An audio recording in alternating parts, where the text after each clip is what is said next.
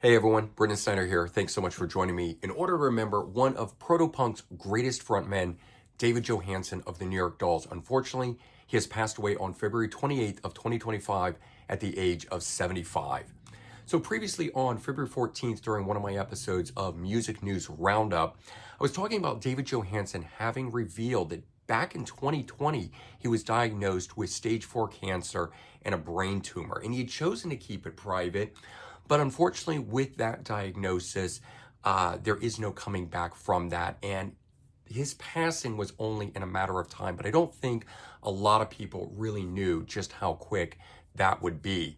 Unfortunately, due to the financial burden, he was making it known at that time because he needed help and for full-time nursing, physical therapy, things of that nature. And the organization Sweet Relief stepped up, formed the David Johansen Fund, and helped raise money. So money that went to that and any money that now pours in following his passing as tribute will go to take care of any of his final expenses and help lay him to rest.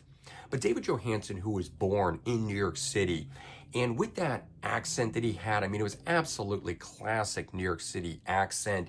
His attitude, his look, his walk, everything about him screamed New York City. I mean, long before I knew him as the New York Dolls, I knew him from acting in movies, and he just screamed New York City. If you needed a guy to play some part that was from New York City, David Johansen was your guy.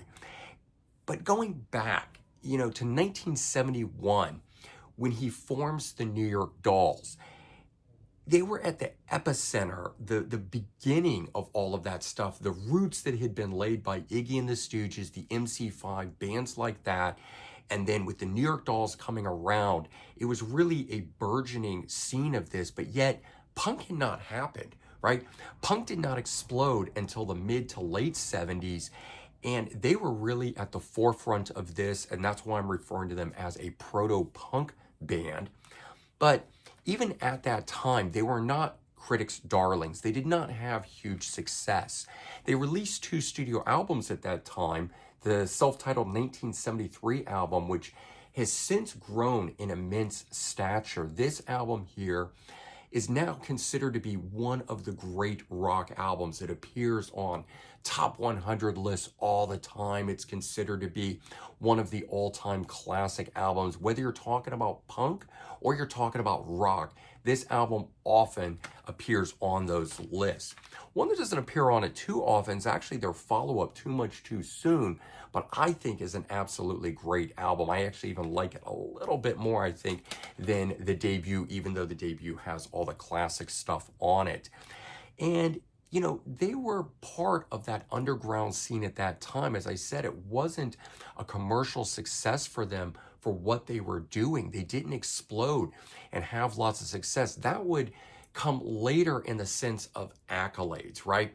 I was exposed to the band really through other bands that I listened to doing covers, one of them being LA Guns, who, not a punk band, actually a glam metal band from the late 80s into the early 90s. So not at all from that, but yet they pulled elements of it in, made it their own, and they built on that. And other alternative rock bands and grunge bands that came later, they did the same thing.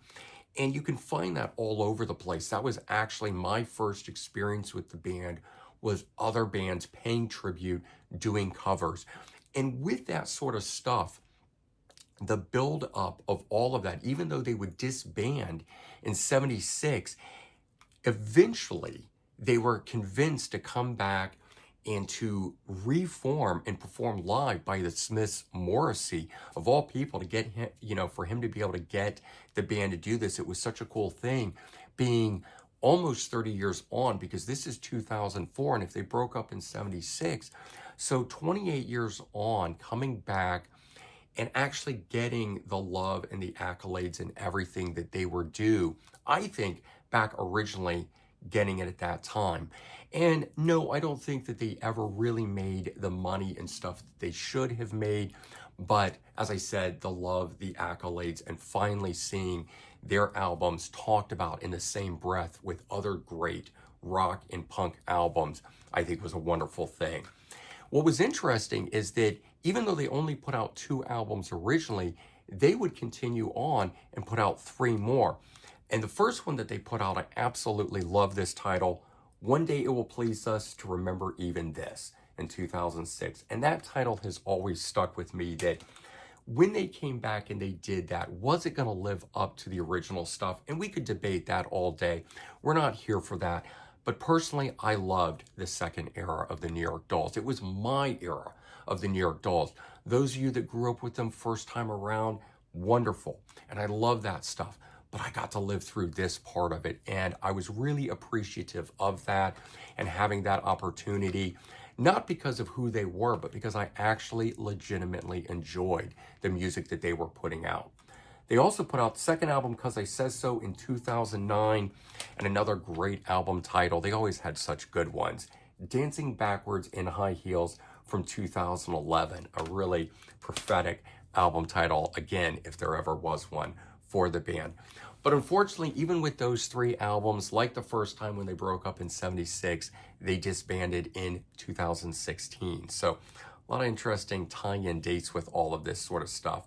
And it was a real, there was no hoopla. There was nothing that happened about it.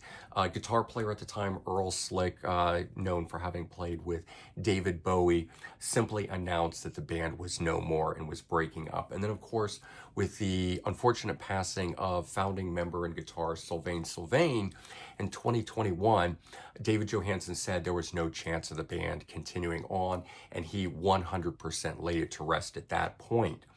But during David's breaks in the bands, when he wasn't doing New York Dolls, he actually had 2 successful solo careers.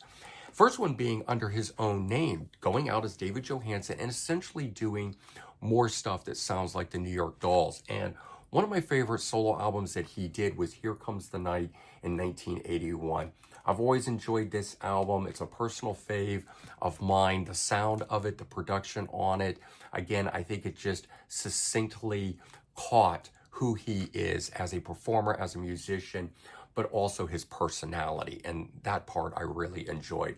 Same thing with this. If you're a live album fan, Live It Up live in 1982, which was from that tour in that time frame, is a really good one. So the first one being under his own name, right? But by the early 80s, he reinvents himself as a lounge singer under the name Buster Poindexter, and arguably has his greatest success at that point. He garnered MTV airplay. He had a number 45 Billboard Hot 100 hit from the song Hot, Hot, Hot. It's a cover of the classic hit. And so amazing that he could go from having been the New York Dolls and having the solo thing, reinventing himself and doing all of that. I just find fascinating about him as an individual. But, lucky for us, because I was never into the whole Buster Poindexter thing, despite the fact as a kid, probably knowing that first before anything else. But he had other talents, and he had become an actor.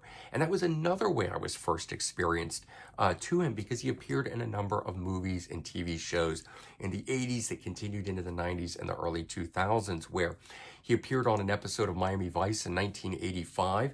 And my personal favorite thing that he ever did was appearing in the movie Scrooged with Bill Murray, where he plays a New York City taxi cab driver, a ghost in it. And again, he captured it so well.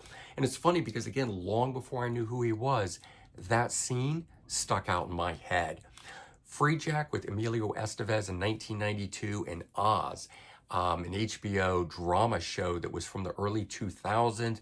But even as late as 2021, he was voicing characters on Netflix.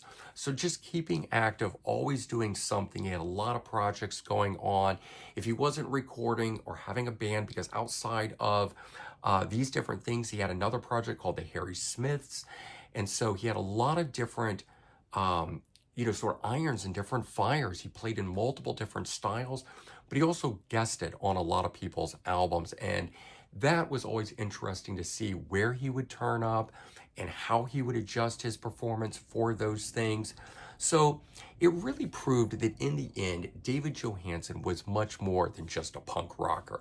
And I really hope that, like the New York Dolls album, where, looking back, they hope that this will please them one day, that when David Johansen was taking his last breath, I hope he looked back with immense pride on all that he had created and given to us, both the music world and the music fans, in order to enjoy throughout, all existence of the music that he created.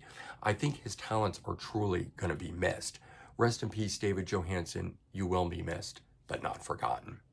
And so as we wrap things up here, as what I'm going to do, and I certainly recommend to everyone out there, take a moment, dig through your music collections, or go on and stream something, whether it be music or a movie, but David Johansen related. If you never explored the New York Dolls, now is the time to go do it. But dig deeper. David Johansen had a lot of other great talents and qualities and things that are also worth exploring. All right, everyone, take care. Have a good one, and I'll talk to you real soon. Bye-bye.